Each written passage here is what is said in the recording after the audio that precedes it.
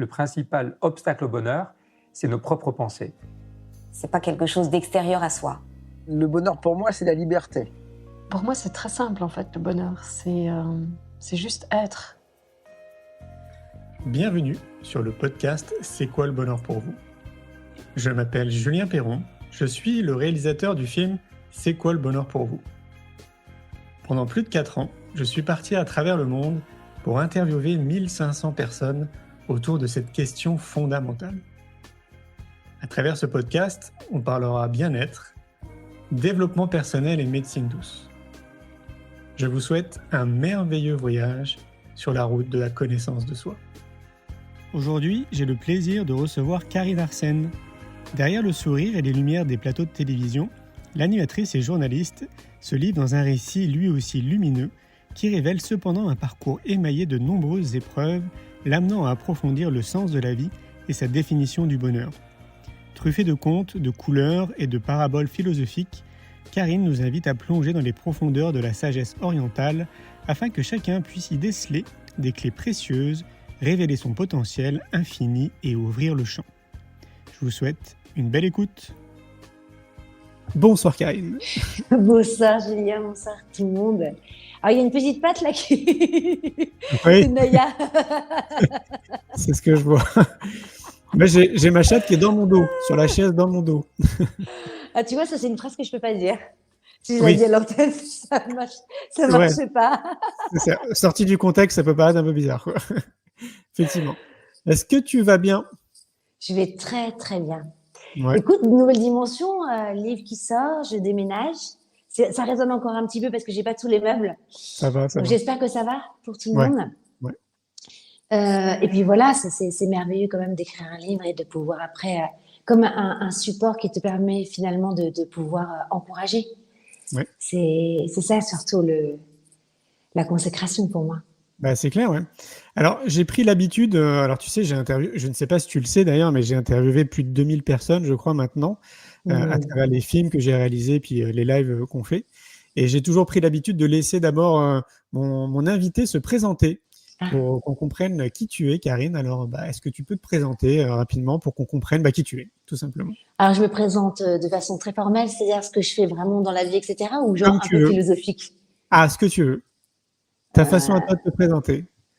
Si je devais me présenter, je dirais que je suis une personne lambda qui a vécu des choses pas super faciles dès l'enfance et qui aujourd'hui, avec le recul, se rend compte que ça a été des vrais cadeaux qui m'ont permis de devenir plus heureuse et d'aller chercher peut-être une force que je ne décelais pas en moi et que maintenant je vois aussi chez les autres. Ok. Et ça, c'est le plus beau cadeau de ressentir, tu vois, qu'on a un potentiel illimité, que tous les jours, je creuse, je vais chercher, tu vois, encore plus loin, encore plus loin. Il y a une phrase que j'adore, parce que tu sais, la feuille d'indigo, plus tu la trempes dans l'indigo, et plus elle devient profonde, du bleu profond. C'est, tu vois, avoir cette croyance en soi, en la vie, tous les jours recommencer à zéro, et aller rechercher encore plus loin, tu vas creuser. Et je suis passionnée par ça. Ok. Est-ce que tu sous-entends que c'est quoi ? C'est une quête vers la meilleure version de toi-même ? C'est ça que tu dis ? Alors, moi, la meilleure version de moi-même, j'arrive pas bien à comprendre cette phrase-là parce que pour moi, la version de moi-même, en fait, elle est toujours géniale, telle que l'on est. Dans les moments où je suis en bad, et dans les moments où je suis dans les up, il y a beaucoup de personnes aussi qui parlent de 3D, de 2D, de 5D, etc. Moi, parfois, je replonge en 3D, quoi, tu vois. Et il faut que je replonge pour aller chercher encore plus loin, en haut. Tu vois, c'est que des allers-retours. Alors, la meilleure version de moi-même, je sais pas, mais en tout cas, côtoyer le divin qu'on a en soi, certains l'appellent la source, le divin, la force vitale cosmique de l'univers, et se relier avec, dans cette unité entre soi et l'environnement, je trouve que c'est la joie la plus suprême qu'on puisse vivre et qui nous permet de tout vivre comme des cadeaux. Dans un monde où justement on veut nous laisser bien sur terre, bien dans le béton, moi j'ai envie de m'élever tout en ayant conscience que je suis dans la matière et que je dois être concrète. Ah bah oui, c'est clair, ouais. Toujours rester ancré, hein, comme on dit, quoi. Mais Mm. du coup, ça m'amène une question, parce que là, il y a une vraie profondeur spirituelle quand même dans ce que tu dis. Si tu devais définir la spiritualité, ce serait quoi pour toi la spiritualité? C'est très simple, c'est pas austère. La spiritualité, c'est juste se reconnecter à cet endroit qu'on a tous en soi. C'est notre âme, qu'on appelle aussi le kokoro en japonais, qui en fait englobe l'âme, l'âme, le cœur et l'esprit, c'est la même chose. C'est pas le petit vélo qui tourne dans la tête, hein, c'est pas le cérébral, hein, c'est pas la matière grise. Hein. C'est vraiment en fait cet endroit qu'on a tous en soi, qui n'est pas pollué ni par nos blessures, notre karma dans cette vie-ci et dans les vies passées. C'est un endroit où regorge une sagesse, une force vitale qui attire naturellement la bonne fortune, l'abondance. Quand tu rejoins en fait cet endroit-là, la spiritualité en tout cas elle s'incarne dans la vie quotidienne par la joie. En fait pour moi, les personnes qui parlent tout le temps de spiritualité et que je vois moroses avec une aura un peu grise autour d'eux, et puis tu vois, je me dis ah c'est pas très aligné tout ça. C'est sûr, ouais. Ça veut dire que tu en croises beaucoup? Eh ben j'en parle hein, dans mon livre. Hein. Oui, je pense qu'il y a 80% de charlatans dans la spiritualité. Ah, Et intéressant. j'ai dû vraiment affûter ma clairvoyance. Et je me trompe encore aujourd'hui, tu vois. Mais en tout cas, Mm. j'ai cette, comment dire, ce désir. Je vais jusqu'au bout pour essayer de. Et ça demande de devenir de plus en plus heureux pour développer son intuition, tu vois, cette clairvoyance. Ouais, Et ouais. puis après, il y a aussi l'expérience de vie, parce que eux aussi m'apprennent des choses, tu vois. Mm. C'est Oui, pas c'est non clair. plus. Mais et puis il y a plusieurs seuils, mais il y a des vrais, par contre, des vrais charlatans. Et c'est souvent ceux qui vendent le plus de livres. Oui, tout à fait. Je suis d'accord avec toi. Moi, ça a Mm. été d'ailleurs une des grandes surprises pour moi. Alors, tu sais, je ne sais pas si tu le sais, mais du coup, moi, j'ai commencé très tôt. J'ai créé mon entreprise en 2003 et moi, je baigne dans une famille où on parle de développement personnel et de connaissance de soi depuis que je suis gamin. J'ai 44 ans et donc j'ai vu aussi l'évolution de ce qu'on peut appeler le marché du bien-être, du développement personnel, etc. Et quand j'ai créé mon entreprise, bah, bien évidemment, assez tôt, je me suis rapproché, moi, des gens que je connaissais déjà, soit des auteurs, soit des personnes que je connaissais dans le monde du développement personnel. Et c'est vrai que j'ai vite déchanté quand même, hein, avec les années, pour me rendre compte qu'il y avait vraiment des personnes qui n'étaient pas du tout incarnées. C'est-à-dire que leurs livres pouvaient être très intéressants, leurs conférences pouvaient être très intéressantes, mais quand tu passais du temps avec elles, donc vraiment off, on va dire, c'est off des C'est ça. caméras, juste tous les deux en one-to-one, là, il y avait un truc pour moi qui clochait, quoi. Parfois, je me sentais même mal à l'aise. C'était assez étonnant. Ouais. Ah ben moi j'ai complètement déchanté hein, dans ce milieu finalement de la spiritualité. Mais en même temps, même si pour l'instant ils sont pas encore bien incarnés, bien alignés avec ce qu'ils disent et leurs actes, ça encourage quand même Bien les sûr, autres. bien sûr. Après, il y a des personnes qui sont dangereuses et là il faut faire attention. Oui, Et voilà, j'en parle. Je parle de certaines personnes sans bien sûr citer leur nom parce que je déteste le lynchage médiatique. bien Mais sûr. c'est surtout, en plus, si j'en parle, c'est parce que même toutes ces personnes-là m'ont permis de me transformer intérieurement. Parce que même Mm. les ennemis, entre guillemets, hein, ceux qui te font du mal, qui te trahissent, etc., peuvent devenir des enseignants pour ta propre vie, si tu reviens à toi. Évidemment. Et finalement, grâce à eux, j'ai fait des petits pas de plus, tu vois. Donc, merci beaucoup. On se frotte les uns aux autres, hein, toujours, hein, Bah oui, c'est clair. pour Après, c'est grandir. oui, et puis ça dépend du regard que tu vas porter sur les événements que tu vis, comment tu Mm, vas réussir aussi à les transformer, voire même rebondir en fait sur des événements qui peuvent être parfois très durs, quoi. c'est ça. Mm. Alors, j'ai cru comprendre qu'on avait un point commun, Karine. Ah! Alors, tu me dis Alors, si j'ai je pas me le trompe. ballon, j'ai pas le ballon, il est pas violet, le mien, derrière toi, mais j'en fais aussi. Ah, ok. Je ne sais pas si c'est le cas, mais j'ai cru comprendre que tu étais dyslexique aussi. Alors ouais, je suis née dyslexique, ouais. Ah ouais, ok. Ouais, Et je me soigne. Mais tu sais, il y a un endroit en soi où certains appellent ça les annales akashiques, hein. C'est la ouais, bibliothèque de la connaissance, qui serait la bibliothèque de l'univers qu'on aurait tous en soi. Et je pense que, et je suis autodidacte aussi, tu le sais, hein, puisque j'ai aussi, voilà, j'ai même pas mon bac, de me dire qu'aujourd'hui j'ai ma carte de presse et que j'ai écrit un livre, tu vois, toute seule. Je me dis, c'est quand ouais, même assez incroyable. c'est clair. Mais je crois que grâce au bouddhisme, parce que c'est quand même sur le bouddhisme mon livre, et comment essayer d'intégrer ces valeurs humaines dans la société, même si on ne pratique pas le bouddhisme, eh bien, la force de la prière et du mantra que je récite, je sens tous les jours que ça me gorge, en fait, de cet endroit, justement, qui a toujours été là. Et en fait, avant, j'étais pas dyslexique, avant cette vie-ci. Tu vois Ok. ce que je veux dire? Ouais, très bien, ouais. Peut-être que j'ai écrit des livres dans une vie antérieure.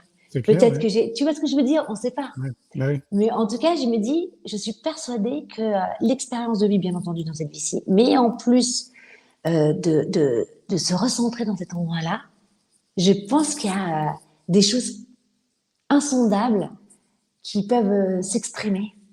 Hmm. C'est le fameux cœur de diamant dont tu parles? Alors, tu sais, le diamant, c'est un minerai qui provient du charbon Ouais. et qui a besoin d'être mis sous haute pression, sous forte chaleur, pour justement étinceler à 360 degrés. Et je fais parallèle avec les êtres humains Ok. qui ont cet endroit dont je parle encore, que nous, dans le jargon, on appelle ça l'état de Bouddha. Ok. Voilà, mais c'est la source, le divin, c'est ça un peu, tu vois. Hmm. Et en fait, notre âme peut se polir. Et elle se polit comment? Eh ben, en étant mis sous haute pression, sous forte chaleur, par des difficultés. Hmm. Je sais que les gens n'aiment pas entendre dire que il faille des difficultés pour devenir heureux, pour se polir, mais c'est la vérité. Je pense que je donne souvent la symbolique de la fleur de lotus qui s'épanouit que dans les marécages et qui est si belle, si pure, et elle s'épanouit que dans la boue. Si tu prends la fleur, et ses racines sont saines, hein, parce que justement elles sont dans cette boue-là. C'est un peu l'être humain, la fleur de lotus, la boue, ben c'est toutes les difficultés. Si tu prends la fleur de lotus, l'être humain, tu le mets dans une piscine, dans du chlore, dans un truc hyper superficiel, Forcément. ben les racines deviennent, se détruisent en fait. Tu meurs. T'as besoin de te confronter, de te frotter aux difficultés. Mais après, et ça c'est intéressant, c'est que la souffrance, c'est nous qui déposons une souffrance sur un événement. Mais l'événement est neutre à la base. L'événement est neutre. Quand il t'arrive quelque chose, un obstacle, c'est toi qui le vois, qui a décidé de le voir comme un obstacle et qui va souffrir. Et c'est pour ça que j'explique qu'on a une dimension intérieure et qu'on peut se forger ce cœur de diamant, qu'on pourrait dire aussi ce soi solide, qui nous permet, tu vois, de déposer un nouveau regard sur ces obstacles et de les balayer instantanément et très très vite. Par la prière, l'action, les décisions, des choses très concrètes. Ouais, mais alors pour en arriver là, moi j'ai le sentiment quand même qu'il y a des étapes. Tu vois, enfin, force est de le constater. Si partons du principe qu'il y a 80 professionnels, enfin 80% de gens dits dans la spiritualité qui sont pas du tout axés avec eux-mêmes, je pense qu'on peut faire aussi un parallèle avec 80% de la population qui ne se connaît pas en fait, qui passe vraiment totalement à côté d'elle-même. En tout cas, c'est le sentiment que j'ai. Hein. Comment, à ton avis, une personne, donc du coup, monsieur et madame tout le monde, pourrait en arriver là, alors que notre société, elle nous conditionne pas du tout, en fait, à prendre soin de nous, à nous connaître. Tu vois, la dimension de savoir-être, les soft skills, la connaissance de soi, bon, c'est pas un projet sociétal quand même. Donc, comment on fait? Alors, souvent, hein, tu remarqueras que les personnes qui commencent à cheminer vers l'intérieur pour ouvrir quelque chose, parce que quand même, c'est tout le thème du livre, hein, quand le cœur change, l'environnement change. Et c'est pas le contraire. Dans une société où, en fait, le bonheur est toujours relatif à quelque chose d'extérieur, moi, je parle d'un autre bonheur, un état qui est à l'intérieur de soi. Et ça, en fait, quand tu te forges cet état-là, finalement, les choses changent dans ton environnement. Tel un manège qui tournerait et changerait de décor. C'est extraordinaire. Donc, on n'est jamais dans une impasse. Et ça, en fait, pour cheminer et entrer, c'est souvent au moment où on vit quelque chose de terrible dans notre vie. Moi, il y a eu un moment où tout s'est effondré, que je raconte. Parce que, alors d'ailleurs, c'est très drôle parce que beaucoup de personnes m'ont dit, mais vous êtes complètement livré, mais à cœur ouvert, je pensais pas que vous aviez vécu tout ça, etc. Et pour moi, c'était pas là où c'était le plus dur de parler au lecteur, tu vois, parce qu'on était à deux quand j'écrivais. Et j'ai vraiment créé ce lien, tu vois, déjà avec le lecteur. Mais pour moi, c'était impossible d'écrire un livre sans montrer mes failles. Et tout ce que j'ai vécu, parce que ce que j'ai voulu démontrer, c'est que si moi j'ai réussi de là où je viens, tout le monde peut réussir. Si je l'ai réalisé, tu peux le réaliser.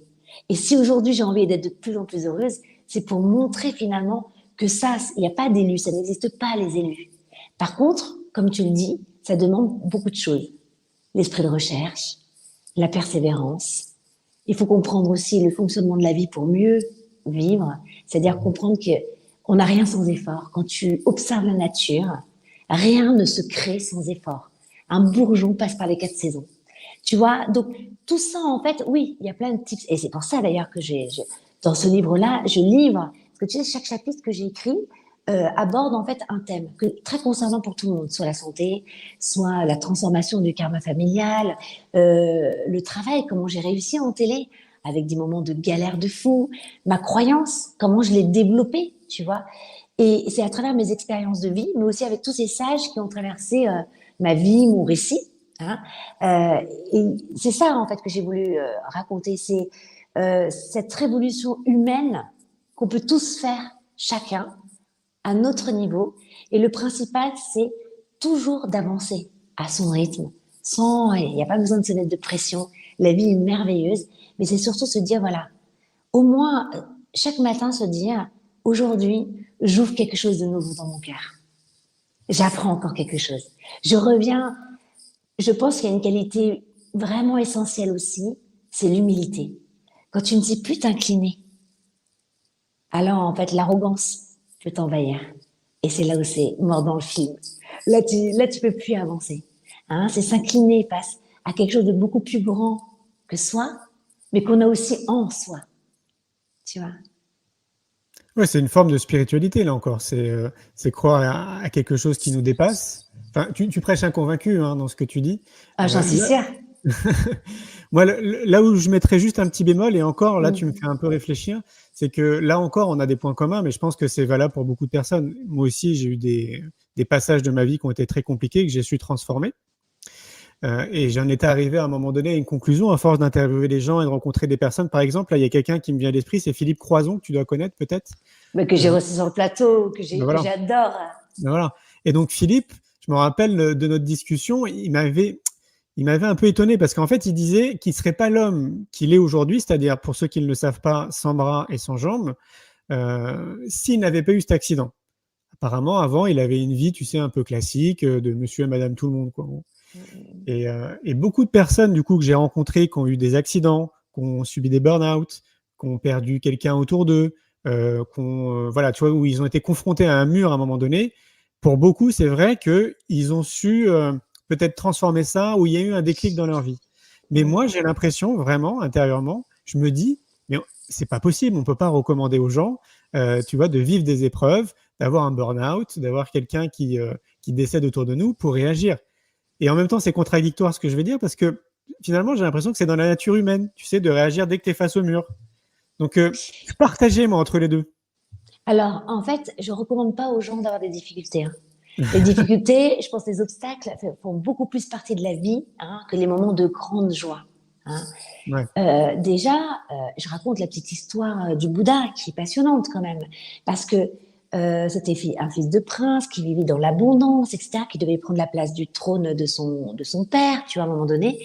Et lui, il était happé dès petit par quelque chose de beaucoup plus grand, mais il savait pas, il était en quête de quelque chose. Il cherchait des réponses, tu vois. Pourquoi je vis toutes les questions qu'on peut se poser quand on est un peu enfant et qu'on regarde les étoiles. Et il y a une parabole qui explique qu'il va fuir du château et qu'il va ouvrir 4 portes du château pour s'enfuir. C'est une parabole qui explique finalement qu'il va voir la réalité ultime des phénomènes de la vie. La première porte, qu'est-ce qu'il voit la naissance, une femme qui est en train d'accoucher. La deuxième porte, la maladie, une personne malade. La troisième, une personne qui est âgée. Et la troisième, une personne qui est morte. Et là, en fait, il est en train de nous montrer les 4 souffrances qui font partie de la vie. Hein. Alors pourquoi la naissance? Parce que la naissance nous amène à ces 3 autres souffrances. Hein. On arrive dans un monde quand même assez impur, assez souillé, hein, qu'on appelle nous les 3 poisons dans notre jargon, hein, qui sont la colère, l'avidité, l'ignorance et qui amènent par extension la guerre, les dysfonctionnements écologiques et les épidémies. Ça, ce sont les 3 poisons dans notre époque qui a été prédit par le Bouddha. Et si tu veux, il s'est dit, mais alors, comment devenir heureux? Comment devenir heureux, sachant que ces 4 souffrances sont inévitables pour l'être humain. Et en fait, encore une fois, c'est le regard que l'on dépose sur la souffrance. lorsque tu te poses cette question-là. Parce que moi, aujourd'hui, souffrance ne veut pas dire, tu peux être traversé par des souffrances, mais elles peuvent devenir douces dans ton âme si tu l'utilises tout de suite comme une occasion d'élargir ton cœur et de le gorger, en fait, de ce que j'appelle, moi, un peu, voilà, cet endroit doré, tu vois, qui va m'amener encore plus de clairvoyance. C'est comme si, tu sais, un sabre ou une épée, pour qu'elle soit aiguisée et magnifique comme l'épée d'Excalibur, elle a besoin d'être martelée au fer chaud. Et regarde ce qui en découle. On en parle encore aujourd'hui de cette épée d'Excalibur. Tu vois, c'est ça, c'est se dire, voilà, se frotter, c'est pas quelque chose qu'on doit éviter. On nous a appris à éviter les souffrances depuis petit. On nous a pas dit, on a peur des souffrances et des obstacles. On nous a pas appris à les accueillir comme une occasion de se polir et de devenir encore meilleur et encore plus heureux. Parce que c'est ça qui fait qu'on se forge, ce soit solide. Ouais, c'est vrai. Ça me fait penser aussi à cette notion d'échec, tu sais, qui est très mal perçue en France. Enfin, c'est vraiment lié à ce que tu dis. J'imagine que toi aussi, tu voyages et tu as vu un peu comment ça se passe aux États-Unis, notamment au Canada ou dans d'autres pays. On voit bien que l'échec, pour le coup, est valorisé, même dans le monde entrepreneurial, où là, carrément, les banques, elles te soutiennent pour créer ton entreprise si tu t'es déjà planté à monter une entreprise. Alors qu'en France, on voit que c'est quand même pas forcément le cas. L'échec est quand même très mal perçu. Donc, c'est assez proche de ce que tu dis, mais je voulais avoir ton point de vue aussi sur l'échec. Parce que pour moi, en fait, en réalité, il n'y a pas vraiment d'échec. C'est ça que j'allais te dire. Encore une fois, c'est qu'est-ce qu'on dépose sur l'événement qui est neutre pour moi. Et puis, tu sais, moi, j'aime tout reconstruire. J'ai tout perdu plusieurs fois dans ma vie. Je suis allée même chercher des chèques chez l'abbé Pierre pour manger, tu vois. Donc, j'ai eu des moments très durs, très difficiles, où j'ai vraiment vécu ce qu'on appelle peut-être la plus grande peur, c'est l'insécurité. D'ailleurs, toutes les peurs, finalement, sont au fond une peur de la mort, une peur de mourir. Derrière toutes les peurs, c'est une peur de la mort. Et donc, un échec, ça peut être aussi l'occasion de reconstruire quelque chose de plus grand, en fait. Qu'est-ce qu'on y dépose encore comme regard sur l'échec? Et puis, je vais te dire une chose, comme dit mon maître bouddhique, et j'adore cette phrase, c'est la victoire finale qui importe. Parce que pour moi, en fait, le véritable échec, c'est de partir de cette vie-ci avec un cœur encore plus serré que lorsqu'on est arrivé sur cette terre. C'est-à-dire que de tout ce qu'on a vécu, on devient aigri, envieux, petit, tu vois, renfermé. Mais lorsque tu comprends la loi de la vie, tu sais que c'est le moment, l'instant le plus important de ta vie, c'est au moment où tu vas mourir, où tu vas te refondre dans ce grand cosmos, tu vois, et tu vas rejoindre la vibration dans laquelle ton âme est venue expérimenter des choses. Tu comprends ou pas? Tout à fait, oui. La vie, on est venu pour vivre des expériences. Je vais pas les refuser. Je vais pas refuser les échecs, je vais pas refuser. En revanche, maintenant, j'ai des moyens de les, peut-être de façon plus rapide, si tu veux, de les balayer. Tu vois, et d'avancer. Et ça demande, en fait, j'adore le mot foi, j'ai la foi. Et le mot foi, en latin, c'est fides. C'est la grande confiance. C'est la grande confiance que, quoi qu'il arrive, je suis sur le bon chemin. Je ne m'inquiète pas. Tu vois? Ouais, là encore, là encore, tu prêches un convaincu. C'est ma philosophie de vie aussi, bien évidemment. Moi, le sentiment que j'ai, je reviens un peu, tu sais, à cette notion où je te disais que il y a peut-être 80% de la population pour lesquels c'est compliqué quand même d'en arriver là, tu vois, d'avoir ce regard sur la vie, sur les échecs, sur les événements, sur beaucoup de choses. Moi, de ce que je comprends et de ce que je mets en place dans ma vie de tous les jours, on en parlait un tout petit peu avant de commencer notre live. Tu sais, je te disais que je revenais d'avoir fait 1 heure de vélo. On a commencé à parler de sport. On disait, ouais, mais le sport, c'est tellement évident, c'est tellement vital, justement, dans notre vie. Moi, j'ai vraiment le sentiment qu'il y a quand même quelque part des clés, tu vois, qui nous permettent quand même, à minima, d'être vraiment bien dans notre corps et bien dans notre tête. Et ça passe, à mon sens, par l'alimentation, par le sport, le sommeil, se rapprocher le plus souvent possible de la nature, de pratiquer des exercices de relaxation quotidiennement, de pouvoir s'évader aussi à un moment donné, de sortir de sa zone de confort assez régulièrement comme ça pendant l'année, et puis de cultiver une forme de spiritualité. Ça, pour moi, si on amène ça dans notre vie, tu sais, un peu comme une hygiène de vie, au même titre qu'on se brosse les dents, qu'on prend une douche ou qu'on mange, tu vois, on réfléchit plus, c'est devenu normal. Si on arrive à intégrer tout ça, en faisant du mieux qu'on peut tous les jours, pour avoir une alimentation qui nous apporte de la vitalité, pour remettre du mouvement dans notre vie, etc. J'ai l'impression que du coup, c'est plus simple, tu vois, d'affronter les événements de la vie et d'avoir un regard qui est peut-être beaucoup plus éclairé sur ce qui se passe dans notre vie, quoi. Est-ce que tu es OK avec ça?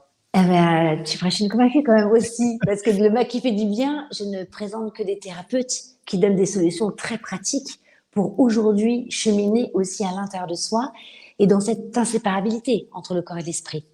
Après, il y a des personnes, après, il faut bien comprendre que quand même, ça demande une certaine posture intérieure. Oh, ça y est, il y a ton petit chien. Oui, c'est Niaoli. Oh là là, T'as vu, elle a trop les petites mignon, pattes blanches Naïoli. aussi. Mais comme Naya, c'est incroyable. Ouais. D'ailleurs, j'ai encore ses poils sur mes lèvres. Et donc, si tu veux, c'est important. Bien sûr que tout ça, c'est important. Et après, je pense qu'il y a une vraie décision. Je pense qu'il faut verrouiller au fond de sa vie à un moment donné et se dire, ça commence par, et je le dis d'ailleurs dans le livre, je pense que la cause la plus profonde qui nous amène à cheminer et à grandir, c'est vraiment cette décision, parce que j'aime aussi la décision, hein, c'est peut-être un point de départ pour ouvrir quelque chose, c'est verrouiller la décision, c'est brûler d'envie de devenir heureux. Dans cette cause-là, en fait, de façon impalpable, invisible, ça ouvre une brèche dans l'univers. Comme par hasard, on rencontre les bonnes personnes au bon moment. On tombe sur une de tes émissions, tu vois, et ça va réveiller, revitaliser leur cœur. Il y a quand même des choses qu'on peut faire, parce que parfois, il y a des personnes qui sont en dépression et qui peuvent pas faire tous ces actes-là. Se faire bien à manger, appeler un ami, ils vont se renfermer, ils veulent pas faire de sport, ils ont même pas la force après le travail. Ils ont une chape de plomb, tu vois. Il y a des moments, la dépression, c'est terrible. On appelle ça l'état d'enfer en bouddhisme. C'est-à-dire que tu es à l'encontre du rythme de l'univers, qui est tout le temps en mouvement constant. L'état d'enfer, en fait, tu bouges plus, tu stagnes, tu es dans ton lit et tu peux plus rien faire. Et là, je pense qu'à ce moment-là, je dirais que c'est important, peut-être, cette notion d'effort, c'est d'appeler un ami de bien pour qu'il puisse l'encourager, venir le voir. Pourquoi pas même prier pour lui, parce que cette vibration, cette intention du cœur pénètre le corps de l'autre. Et puis, c'est se dire, voilà, je me laisse traverser par la souffrance et en même temps, je décide, je plante une petite graine et j'essaye de l'arroser par la pensée, par mon intention du cœur tous les jours, que je vais vers le bonheur, malgré le fait que là, maintenant, j'ai l'impression que tout s'écroule autour de moi. Ouais, c'est une vraie décision, comme tu dis, c'est un vrai choix. Mm. Bah, d'ailleurs, ça me fait rebondir sur une chose. Tu sais, moi, je dis très souvent qu'on est la résultante de nos choix. Et je sais que ça fait grincer les dents de beaucoup de personnes parce qu'ils trouvent toujours, tu sais, des exemples en disant « Ah bah oui, mais la personne qui est née dans une favelas, est-ce qu'elle a eu le choix, etc. » Et moi, je réfléchis toujours de manière très générale. Et je pense que globalement, si moi, là, je suis aujourd'hui à discuter avec toi et si toi, tu es là où, et on est en train de discuter ensemble, c'est la résultante de tous les choix qu'on a fait, minimes soient-ils, depuis qu'on est tout petit, quoi, en gros. Est-ce que tu es OK avec ça? Bah, je trouve ça génial ce que tu dis. Et souvent, c'est aussi ce que j'entends. Et je l'explique bien, la notion de karma, dans mon livre. Parce que parfois, on a tendance à voir juste, tu sais, la petite tirelire. Hein, le karma, c'est toutes les causes de bien et de mal que j'aurais planté qui fait que dans cette vie-ci, j'arrive avec plus ou moins, si tu veux, voilà, d'être dans une famille aimante ou pas.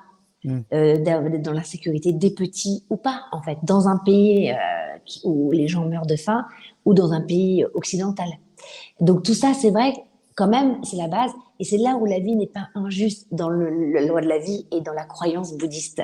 C'est qu'en fait, on est la résultante, on arrive dans cette vie-ci, tu as bien raison, par rapport finalement à toutes les causes que j'ai créées depuis le passé infiniment lointain, et j'en arrive là. Mais ça va même encore plus loin. C'est-à-dire que le karma, c'est OK, j'arrive avec cette bonne fortune, plus ou moins bonne fortune ou pas, mais qu'est-ce que j'en fais? Et c'est là où c'est plein d'espoir pour tous ceux qui pensent que, bah oui, mais moi, je suis plutôt lésé par rapport à toi. C'est dire qu'en fait, si on change de croyance, nous, on appelle ça les illusions en bouddhisme, hein, qu'on déblaye, qui serait un peu autour des yeux, tu vois, mais ça, les thérapeutes appellent ça des croyances limitantes. Ouais. C'est en fait toute cette programmation, hein, qu'on nous a, avec laquelle on est arrivé dans cette vie-ci, par nos blessures, même transgénérationnelles, etc., mais aussi par notre éducation dans cette vie-ci, et qui fait que on dépose un regard différent des autres. C'est ça un bon karma pour moi. Le bon karma, c'est déposer toujours un regard doré sur les choses. Et comment, en fait, on acquiert un bon karma et qu'on peut même transformer son karma, c'est-à-dire on change son environnement, parce qu'en fait, il y a une non-dualité entre soi et l'environnement, une inséparabilité entre soi et l'environnement. Donc, plus je gorge mon cœur de gratitude, de bonheur, comme des feuilles d'or, des causes de bien. Au début, on les voit pas dans son cœur. Mais à un moment donné, elle est vue aux yeux de tous. Et notre environnement change. L'abondance arrive. Et c'est pour ça que le deuxième prénom du Bouddha, c'est Nonin, le persévérant. Et parce qu'en plus, il persévère, hein, mais en même temps, les désirs vont être de la combustion pour devenir heureux, mais son but n'est pas d'assouvir ses désirs, c'est vraiment de devenir heureux. Tu vois ou pas? Ah ouais, je vois très bien.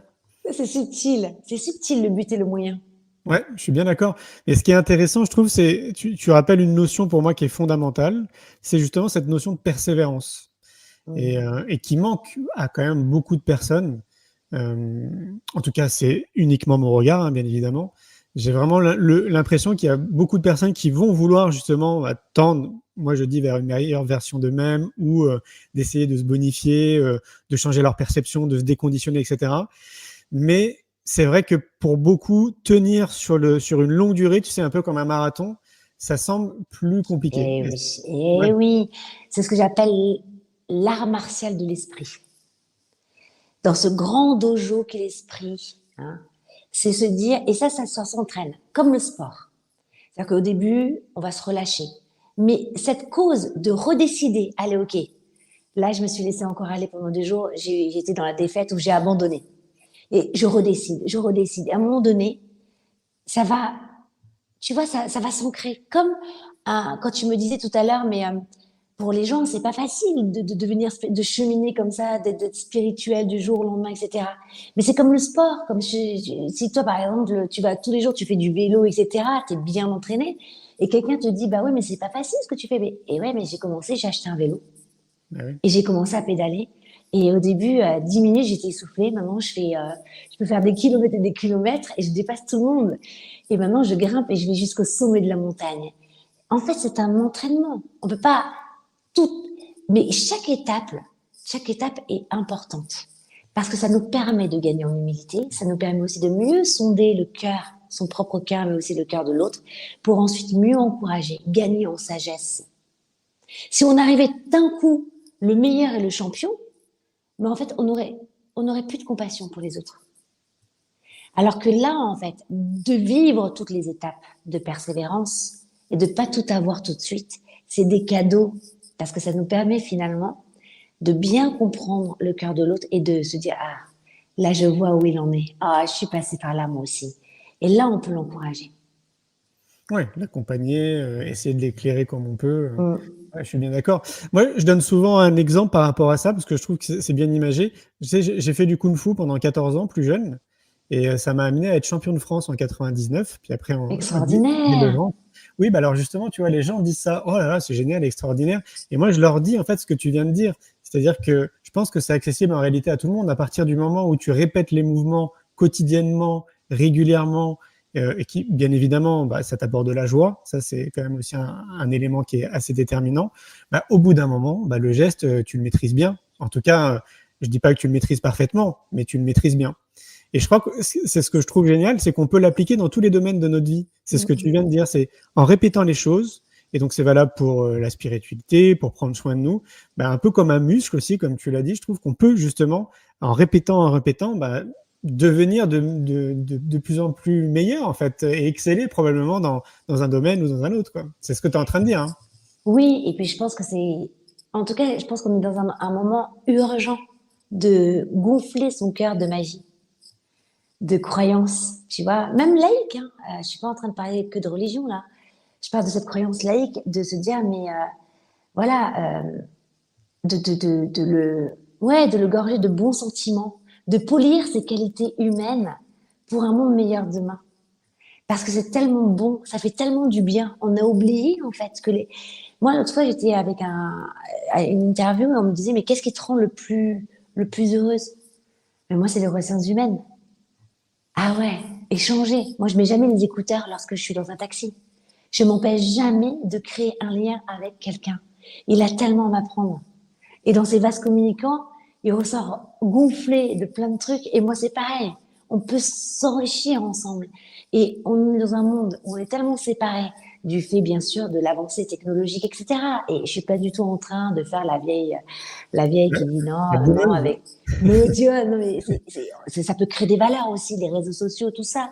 Mais quand même, on n'est plus connecté à la nature, comme tu disais, à la forêt, aux relations humaines, aux liens, à se toucher, tout ça. C'est bon pour la santé. C'est bon. Ça, c'est un tips hyper important pour être heureux.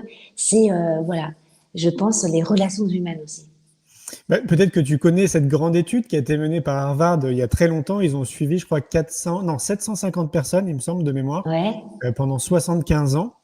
Et pour voir en fait quel était vraiment l'ingrédient le plus important pour tendre vers le bonheur. C'est la plus longue étude qui a été menée. Et ben figure-toi que justement, ce sont les liens sociaux, qui sont vraiment les plus importants, et notamment de faire en sorte que ces liens soient, j'allais dire généreux, mais c'est pas le bon terme. En tout cas, de les embellir. Tu sais, vraiment de les enrichir. Ouais, c'est ça, c'est les enrichir, Ouais, les cultiver. les cultiver, voilà. Il faut Exactement. arroser nos liens en amour, nos liens, tu vois, avec les amis, avec les liens qu'on a au travail. Tout ça, ça s'arrose. Et une on peut créer notre propre forêt, notre propre, tu vois, espace végétal, d'oxygène. On peut vraiment respirer. Et c'est une bonne transition, parce que du coup, quand tu te dis ça, moi, ça me fait penser à, donc, c'est ma façon à moi de cultiver ma spiritualité. Moi, j'ai le sentiment qu'on est tous connectés les uns aux autres, tous les êtres vivants. Tu sais, un peu comme plein de petits fils, et que c'est l'amour, en fait, globalement, qui nous unit tous les uns aux autres, mais c'est les plantes, c'est notre animal, c'est les animaux qu'on croise dans la vie de tous les jours, c'est tous les êtres vivants qui sont sur notre terre. Et donc, C'est beau ouais. ce que tu dis parce que justement, je raconte que j'ai vécu une illumination dans mon livre il y a de ça quelques années, après 40 jours de 7 heures de prière par jour. Et je raconte, alors, ça peut paraître prétentieux de dire que j'ai vécu une illumination, mais c'est, encore une fois, tout le monde peut le vivre. Mais vraiment. Et en fait, c'est la joie suprême. C'est, là, ma vie a changé du tout au tout après ces 40 jours. Il y a eu l'ancienne Karine et la nouvelle. J'ai vraiment senti qu'on pouvait se réincarner plusieurs fois dans la même vie, dans le même corps, tu vois. Et là, j'ai senti cette connexion avec le tout, où on ne faisait qu'un, c'était l'unité. Et j'avais des larmes de joie.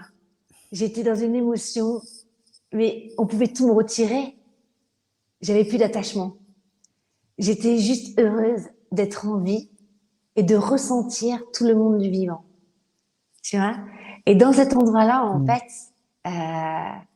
c'est la plus belle joie, en fait, parce qu'elle ne dépend de rien. Elle n'est juste que être. On est dans l'être, tu vois. Et ça, quand tu as ressenti ça, ne serait-ce qu'une fois dans ta vie, ben, tu comprends comme toi, quand je prie le matin, c'est drôle que tu donnes l'image des fils, parce que moi aussi, je relie avec des fils d'or chaque être humain, chaque être vivant, du microcosme au macrocosme, et je me dis, en gonflant ma vie, je me dis, ça rejaillit sur tout le monde. C'est comme c'est un peu comme dans un Marvel, où tu as une énergie dorée qui va et qui peut même dépasser la planète Terre. Et si chacun fait ce travail, tu vois, le matin se pose, alors moi c'est à travers le bouddhisme et mon mantra, mais finalement tu peux le faire aussi avec ton cœur, ton intention du cœur, tu vois, et essayer de visualiser, tu vois, tous ces êtres vivants autour de toi et envoyer un bain d'amour. Je suis persuadée qu'on peut même rectifier. Je vais aller loin, mais je vais te dire ce que je pense. C'est qu'on peut même rééquilibrer la Terre, Gaïa, par l'amour, l'écologie, que tout pourrait se faire rien que par l'intention du cœur, la vibration énergétique qui remonte et qui fait que d'un coup, c'est comme si le moisi s'enlève, tu sais, d'un mur, que tout se remet bien à leur place. Ça s'emboîte. Moi, je crois en ça. Je vois très bien ce que tu dis. D'ailleurs, peut-être que tu le sais, il y a des groupes de méditants un peu partout dans le monde. Donc des groupes, c'est vraiment, il y a beaucoup de personnes à chaque fois, hein, c'est 100, 300, 400, 500 personnes qui régulièrement justement font des méditations comme ça, où le sujet, par exemple, ça va être, on envoie de l'amour à tel endroit ou partout sur la Terre. Et ça, je sais que ça existe depuis de nombreuses années. Et pour les cartésiens, d'ailleurs, il y a des scientifiques, des chercheurs qui sont penchés un peu sur la question pour mesurer, en fait, pour voir vraiment si une pensée collective de plusieurs individus peut avoir un impact sur la matière. Et vraisemblablement, ça pourrait être le cas, ouais. Donc, Greg Braden en parle, hein, c'est la physique quantique. Hein. c'est Cette ça. intention, ils ont mesuré le pouvoir du cœur impalpable. Mm. T'imagines, tu sais, là, j'ai fait une expérience incroyable avec Naya. Elle est venue, le matin, elle vient tout le temps, en fait, sur moi, sur mon plexus solaire. Alors, elle ronronne, et puis après, tu vois, elle commence un peu à s'endormir. Et là, je me concentre, mais comme dans un Marvel, hein, tu sais, où tu concentres tout ton amour, comme une boule, et je lui envoie, mais d'un coup, tout l'amour que je lui porte. Elle ouvre les yeux, et elle ronronne comme jamais. Tu vois, et là, je fais des tests comme ça. Regarde, quand tu prends quelqu'un dans tes bras, quand tu expérimentes vraiment l'amour avec un grand art, quand tu te mélanges à deux, dans les trois corps, tu vois, physiquement, avec le cœur, et avec tu vois, vraiment avec aussi cet astral qui nous entoure, cette énergie, je peux te dire que ça devient une prière. En fait, on peut tout expérimenter comme ça. Je suis complètement d'accord avec toi. Je trouve qu'il y a encore tu m'amènes sur un autre sujet, là, c'est l'amour. Ah, j'adore. Parce que pour moi, c'est un vrai sujet, l'amour. Alors, pour essayer de synthétiser le sentiment que j'ai, c'est que, en gros, on est dans des sociétés respectives dans le monde qui nous tirent plutôt vers la peur, vers le côté anxiogène, beaucoup moins vers l'amour. Et j'ai vraiment le sentiment que l'amour, c'est la clé, en fait. C'est vraiment la clé de notre humanité. Je voulais avoir ton point de vue. Déjà, est-ce que si tu devais me donner une définition de l'amour, tu sais, j'ai réalisé un film qui s'appelle C'est quoi le bonheur pour vous? Et j'ai un projet, peut-être qu'un jour je réaliserai un film que je vais appeler C'est quoi l'amour pour vous? Waouh. Ouais. Et ça serait quoi l'amour pour toi? L'amour, en fait, c'est déjà cette connexion, pour moi, hein, c'est cette reconnexion en soi avec cet état d'être où c'est des sentiments, c'est comment dire, c'est rempli intérieurement. C'est vraiment bien rempli de tous ces sentiments dont je te parlais, ces émotions de joie, de gratitude, de reconnaissance, de ressentir que tout est juste, tout est à sa place, tout est parfait. C'est cet amour, cette connexion entre toi, le microcosme et le macrocosme. Cet amour-là. Quand tu l'as, finalement, tu peux aimer encore mieux les êtres humains. Tu peux pas, si tu n'as pas vu cet endroit doré qui est en toi, ce grand pouvoir insondable et illimité, que j'essaye tous les jours un petit peu de toucher, alors tu peux pas le voir chez l'autre. Il y a deux vibrations dans l'univers. Il y a soit la peur ou soit l'amour. Hein. Et j'expérimente un truc génial. Dès que je sens que j'ai une petite angoisse, que j'ai un peu peur, tu sais ce que je fais? Je suis plus dans l'amour. Et hop, je retourne, je rebascule dans ma posture. Et là, en fait, je retourne dans cet endroit où je sais. Et maintenant, j'arrive et je fais ça tout le temps. Et je refais ça. C'est art martial de l'esprit. Dès que j'ai un doute, dès que je stresse, t'es plus dans l'amour. Donc, qu'est-ce qui va se passer? Dans mon environnement, je peux créer des obstacles par moi-même. Parce que quand on parlait tout à l'heure des souffrances et des obstacles, on a oublié de dire quelque chose de très important. C'est que c'est nous qui créons nos obstacles. C'est nous qui créons nos événements, etc. Quand tu disais qu'on était la résultante de ce que l'on est, mais c'est la même chose aussi avec l'environnement. Tu ne peux pas, je dis souvent, tu ne peux pas accuser ton ombre d'être difforme. Elle n'est que la résultante. Donc c'est ton environnement. Elle n'est que la résultante de ta silhouette. Et c'est la même chose. Donc en fait, toutes les difficultés, c'est la grande bienveillance de notre âme qui nous les amène pour qu'on expérimente, qu'on gagne, qu'on ait la victoire, qu'on ouvre quelque chose de nouveau et qu'on passe à autre chose. Et vous verrez que ces obstacles-là n'existeront plus dans votre vie. On a les obstacles merveilleux, parfaits, qui va nous donner de la combustion en plus pour avancer. Oui, c'est la force des pensées. Pensée, parole, action. Mm. C'est Ouais. ça le karma. C'est pensée, parole, action ont une influence sur soi et son environnement. Là encore, là, tu me fais rebondir avec le mot action. J'ai le sentiment qu'il y a très peu de gens qui passent à l'action, justement. Qu'on est plutôt dans, tu sais, un peu comme si on était des cerveaux sur pattes, complètement coupés de notre corps. Mm. Et que donc, du coup, le passage à l'action, bien évidemment, est beaucoup plus compliqué. C'est ce que tu peux observer, toi aussi, de ton côté? C'est surtout que, encore une fois, on est la peur t'empêche de passer à l'action. Mm. Et on est dans une société de peur. Tous les médias, on est régi par la peur. Les médias, et donc finalement, on crée un égrégore de peur. Nous-mêmes, on a des pensées de peur. Les personnes qui viennent te voir, hop, elles te mettent un petit nuage dans ton cœur. Hop, tiens, je te donne un peu de peur. Mm. Et on est entouré de peur. Donc il faut être des vrais guerriers de lumière finalement pour gorger son cœur tout le temps d'espoir. C'est pas facile. Et quand on est dans la peur, on est moins dans l'action. C'est pour ça que, d'ailleurs, je te disais, l'état d'enfer, l'état dépressif, t'as pas envie de passer à l'action. Et dans la peur, qu'est-ce que c'est l'énergie de la peur? T'as la colère, t'as l'animalité, t'as l'état d'enfer. Tout ça, c'est, pour moi, comment dire, cet état de peur. Donc, pour passer à l'action, c'est pour ça que j'ai vraiment voulu encourager, tu vois, à travers mon livre. Bien sûr que je donne plein de tips comme ça, très pratiques, le sport, tout ça, voilà. Ça, ok, ça on le sait. Mais je pense qu'il y a aussi maintenant un travail à faire à l'intérieur de soi, tu vois, vraiment.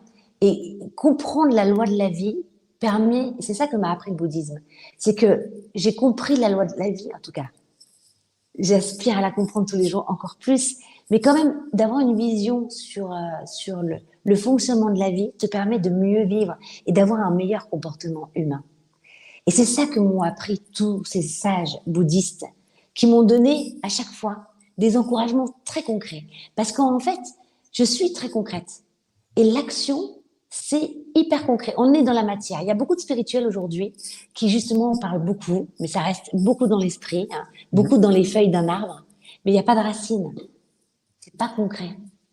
Et c'est important aujourd'hui, plus fort que tous les mots, et que tous ces mots d'érudits, c'est l'épreuve factuelle. Ah ouais. C'est montrer que ce que je te dis là, je l'ai vécu, je l'ai expérimenté. Et regarde, j'ai gagné. Dans la matière. Oui, et tu continues à l'expérimenter, j'imagine. Mais c'est une épopée spirituelle, la vie. C'est ça. Mais moi, je suis trop contente d'être en vie aujourd'hui. Je me dis, mais tous les jours, même quand j'ai envie de dormir, parfois, là, en ce moment, je suis très fatiguée du fait que j'ai en plus, la tournée pour mon livre, le travail à Canal+, etc. Mais j'ai l'impression de perdre mon temps dans le lit tellement je me dis, mais c'est encore une journée où je vais apprendre, où je vais pouvoir aussi encourager d'autres personnes. J'ai encouragé combien de personnes aujourd'hui? J'ai vu combien de personnes aujourd'hui, tu vois, combien de personnes a pu me nourrir aussi par sa vie, tu vois, et m'élever et me faire grandir. J'ai rigolé combien de fois aujourd'hui? Tu vois, tu réfléchis à tout ça régulièrement, c'est ça? Tous les jours, ça fait partie un peu de tes réflexions. Déjà, moi, le matin, j'ai un rituel. Je prie tous les matins au moins 1 heure et tous les soirs 1 heure. Là, tu vois, j'ai fait déjà 2h30 de prière aujourd'hui. Donc, moi, je commence toujours par la prière. Et ensuite, je gonfle ma vie de joie, tout ça par la prière, etc. Et puis, quand je suis bien revitalisée, je peux commencer à passer à l'action. Donc, t'imagines bien qu'à ce moment-là, le Bouddha s'interroge sans cesse. C'est ce qu'on dit. C'est, jusqu'à quel point je peux ouvrir quelque chose d'une nouvelle dimension. Jusqu'à quel point aujourd'hui, je vais faire un pas de plus vers la paix. Tu vois. Pour te dire, j'invoque les champions, les ambassadeurs de la paix qui surgissent de terre et je leur dis de venir vite. On a besoin d'eux. Tu vois, je les invoque. Je vais loin, mais je me fais un Marvel quand je prie, un monde que je peins dans tous les détails et c'est merveilleux. Ouais. C'est chouette, je trouve, de parler de la prière parce que là encore, il y a une mauvaise perception, à mon sens, c'est de la prière qui est très souvent rattachée à quelque chose de religieux ou autre. Et moi, je suis pas forcément d'accord avec ça. Moi, j'encourage aussi vraiment les gens à prier d'une certaine manière. En tout cas, avoir de la gratitude, parce que quand tu as de la gratitude régulièrement tous les jours, par exemple, quelque part, tu es dans une forme de prière. Et on est d'accord, ouais. Mais c'est ça, parce que d'ailleurs, je le dis en premier chapitre, c'est la prière, ça peut être très laïque. Désirer, souhaiter. Les enfants, ils joignent les mains quand ils sont petits. Ils lèvent la tête vers le haut quand ils parlent au Père Noël en disant j'aimerais tellement ça. Mais ils savent pas qu'à ce moment-là, en fait, l'énergie passe dans les mains. C'est pour ça que les gens instinctivement font ça, parce que l'énergie passe dans tout le corps. Lorsqu'ils lèvent la tête au ciel, là, ils sont en train de parler à quelque chose de beaucoup plus grand qu'eux. C'est pas religieux, le Père Noël. Tu vois, ou quand tu demandes à ton père ou ta mère, t'es comme ça un peu, s'il te plaît, s'il te plaît. Et en plus, les 10 doigts, c'est l'inclusion mutuelle des 10 états. Qu'on a dans le bouddhisme, on a 10 états. De l'état de Bouddha, en passant par l'état de Bodhisattva, colère, animalité, bref, qu'est-ce qu'il y a encore? De bonheur temporaire. Et donc, en fait, les 10 doigts, c'est l'inclusion mutuelle des 10 états qui, ensemble, ne font qu'un. Et on peut vraiment... Ça permet une haute concentration pour amener une intention du cœur. Donc, en fait, rien que de dire à quelqu'un « je t'aime », c'est une prière. Dire merci à l'univers tous les matins ou le soir avant de se coucher en disant « tu sais, aller très vite » et se dire « voilà, tu as 1 minute tous les soirs dans ton lit pour dire merci ». Et bien, cet exercice, il est génial. Tu te prends 1 minute, tu dis merci. Ben, merci déjà, pourquoi je pourrais dire merci? Moi, je t'en trouve 10 en 2 secondes. Merci d'avoir de l'eau chaude, d'avoir de l'électricité par rapport à d'autres. Non, mais c'est bête, tu vois. Ouais, non, mais je suis d'accord. Merci. Il y a trop de choses. Merci. Merci, je sais pas moi, d'avoir chaud ce soir. Il y a plein de choses on peut toujours dire merci. Merci la vie. Et on peut dire merci la vie. Donc oui, la prière peut être très laïque. Et finalement, dans cette prière-là, ça nous amène à quand même gorger, tout de suite à changer de posture intérieure et gorger son cœur d'espoir. Je suis d'accord. J'ai une question, Karine. C'est quoi le bonheur pour toi? Le bonheur, c'est un état d'être. C'est beaucoup de choses, le bonheur. C'est un moment où j'ai l'impression de ne faire qu'un, comme je te disais tout à l'heure, avec entre moi et le grand tout. C'est aussi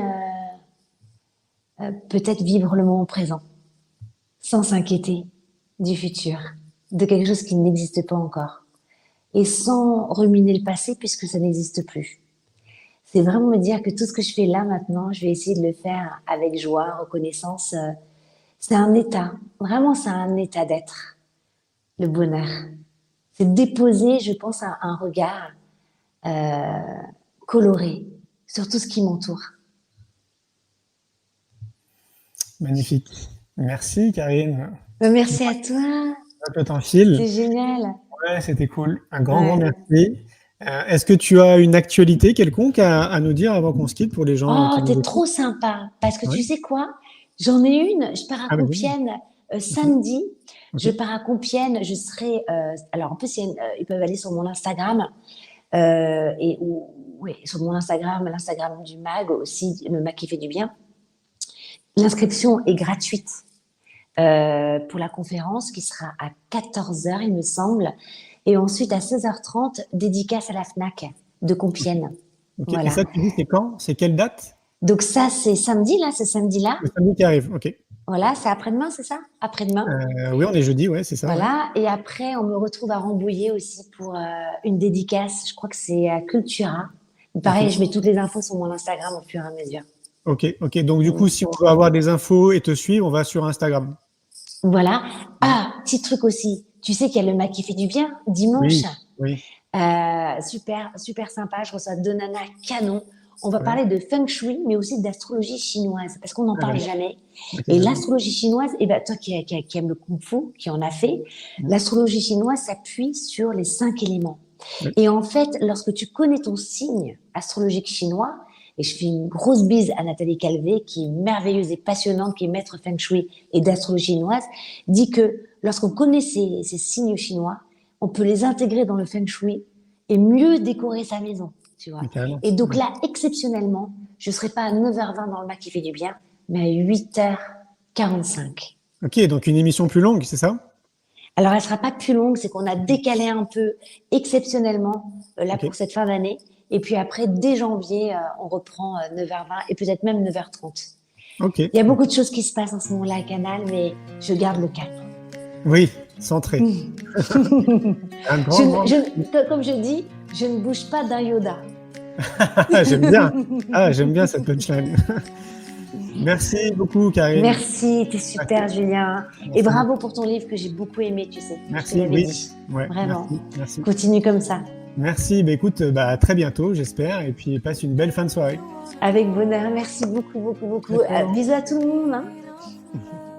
Un grand merci pour votre écoute. J'espère que vous avez passé un bon moment avec nous. Pour prolonger l'expérience C'est quoi le bonheur pour vous et continuer votre cheminement sur la connaissance de soi, je vous invite vivement à lire mon livre C'est quoi le bonheur pour vous, que vous trouverez dans toutes les librairies. Jouez et amusez-vous avec le jeu de cartes entre amis, avec des inconnus, dans le monde de l'entreprise, à l'école. Regardez le film C'est quoi le bonheur pour vous. Et surtout, prenez soin de vous. Je vous souhaite un merveilleux voyage vers vous-même.